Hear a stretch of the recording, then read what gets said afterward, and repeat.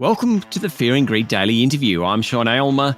Last night, Treasurer Jim Chalmers handed down the federal budget, delivering a surprise surplus, the first one in 15 years. But it's expected to be temporary, with the budget slipping back into deficit next year and the next few years, in fact. At the same time, there are a few spending measures in the budget designed to help with the cost of living. In fact, there are plenty of those, including power bill relief, an increase to job seeker, and a major boost to bulk billing incentives for GPs. But with inflation so high, will tipping that much money back into the economy put pressure on the Reserve Bank to keep lifting rates? To go through it all, there's only one person we'll ever turn to, Fear and Greed's resident economist, Stephen Koukoulas, aka the Kook. You'll hear him every Monday on The Week Ahead. He's the Managing Director of Market Economics and a former economic advisor to a Prime Minister. Stephen, welcome back to, I don't know why I'm saying welcome back to Fear and Greed. Did you get any sleep, Stephen? Not a lot. I spent many hours going over the budget papers, looking at the analysis and just sort of seeing what sort of document it was. And on balance, it looks like a pretty fair effort.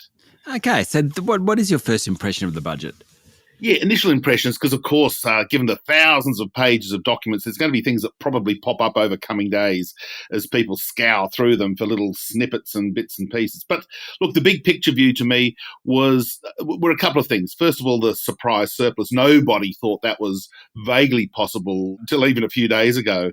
But it appears as though, and this is the good part, I suppose, of the management of Treasurer Chalmers, is that the windfall gain, the reason why that budget surplus occurred was that commodity prices were materially higher than they were assuming in the previous budget back in October. So that delivered a huge amount of company tax to the government coffers.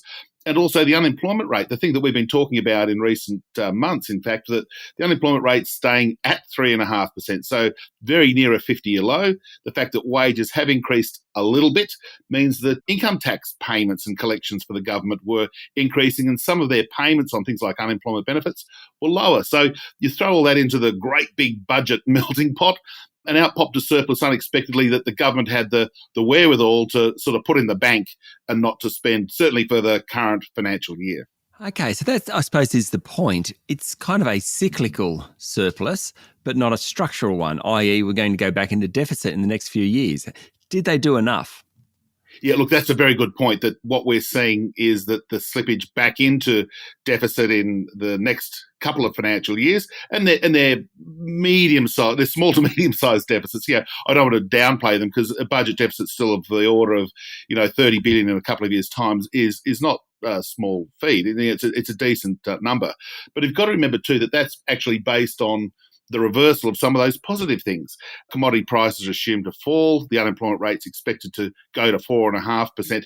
And as you alluded to, there's been a series of cost of living pressures, which cost the budget by definition and go into householders' pockets, or various householders' pockets.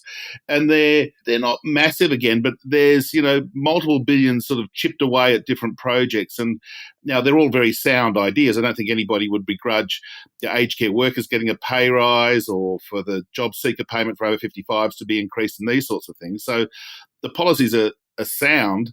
There were some offsets in terms of higher taxes on people with very high superannuation balances. The resource rent tax got tweaked a little, a few things like that. But overall, we've got the budget balance just slipping back into a small deficit. And obviously they've got another year to try to see whether they can turn that one around and get a surplus this time next year. Okay, so generally the spending was very much a cost of living relief budget. There was lots in health as well, the tripling of money in the bulk billing for GPs, which hopefully that will encourage people to go to the doctor and get cheaper visits to doctors, all that sort of stuff. Do you think most of that was in the right area, given what's happened to interest rates, energy prices, the cost of living in Australia recently?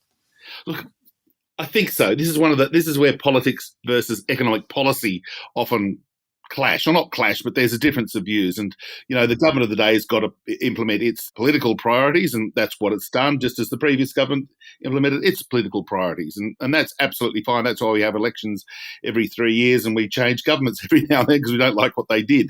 So this was the Labor government, if you like, delivering on their election promises in many areas.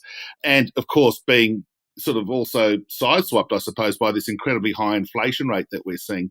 One thing that I did find interesting too, looking at that, was that the subsidies, if we can call them that, to energy providers that will go and lower electricity prices actually trims about half a percentage point off the CPI. Now, you might say, well, that's an artificial adjustment to the inflation rate, but on the way up, it was an artificial adjustment on the upside to inflation. So when I look at the Treasury forecasts for inflation, they're about half a percentage point lower than the RBA forecasts, which came out about a week ago. So there's a curious thing unfolding here. We already know inflation's falling.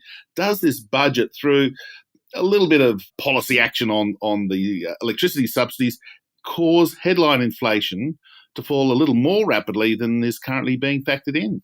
So I read that last night and I found it hard to believe, to be honest. I mean, they're not Treasury rigorous in what they do, so no questions there. Oh, indeed. Yes, they are. Yes. But really? Like all these spending initiatives, I suppose the energy one specifically might help, but what about the rest?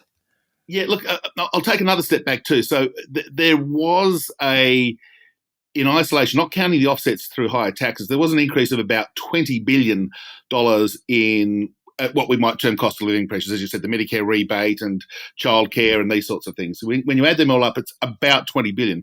You've got to remember that the Australian economy next financially is going to be about $2.7 trillion.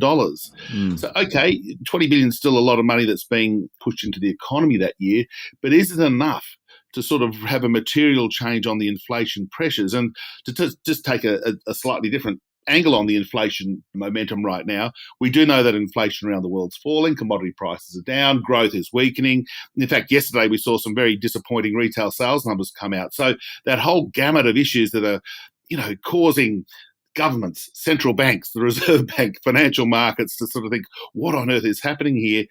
Are probably going to swamp whatever payments might be going to GPs or to childcare. Stay with me, Stephen. We'll be back in a minute.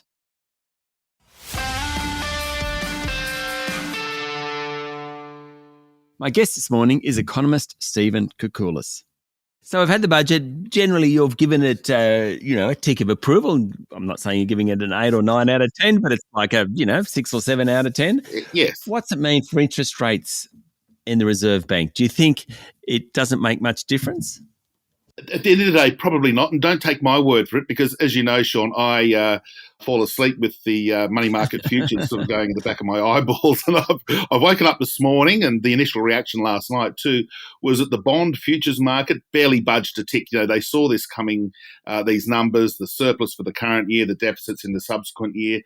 And in fact, bond yields actually fell a couple of ticks. So, really just rounding errors that probably were driven by something else other than the budget. The Aussie dollar was stable. It didn't really move until we saw some of the US price action. But, that initial reaction an hour or two after the budget was handed down and market participants were digesting exactly what these policies might mean for interest rates and the Aussie dollar and these sort of things, there was a bit of a ho-hum about it, and they sort of moved on to other matters that were coming through. So the next few weeks, is it the case where things emerge from the budget that we didn't see up front that make a difference to economic policy? Or do you think kind of what's happened over the past 12 hours or so, we kind of have the gist of it? There's always something, or at least something, possibly 2 or 3 things that emerge in the budget papers that they're generally not the big ticket items, though. So that's the good thing. They're probably not going to be the thing that sort of causes markets to, reprice the interest rate outlook up or down, or really to sell the dollar or anything like that. I don't think there's anything there, but there's always a few little, what do we call it, barnacles that appear in the budget papers in budget statement number 7 on page 843. Might have to check that one later on this morning. But there's always 1 or 2 little items that do pop up that sort of can change a narrative. But for the here and now, I think by looking at the commentary that I've seen, my own assessment, looking at financial markets reaction, that initial reaction to it, it's all, it's a solid tick. It's probably not, the thing that causes sort of sweetness and light to emerge everywhere, but it's a solid effort given the circumstances of high inflation, slowing growth, and what's happening in the global economy. Stephen, thank you very much for talking to Fear and Greed this morning. You must be exhausted. I hope you don't have too big a day in front of you. It's another busy day. I've got more things to do, but hopefully over the weekend I can sit back and enjoy the football, horse racing, and whatever else is going on. Fantastic. Thank you, Stephen. That was Stephen Koukoulas, aka The Kouk. He's a Managing Director of Market Economics. You'll find him at thekouk.com, THEKOUK.com, or on Twitter using the handle The Kouk. This is the Fear and Greed Daily Interview. Join us every morning for the full episode of Fear and Greed, Australia's most popular business podcast. I'm Sean Aylmer. Enjoy your day.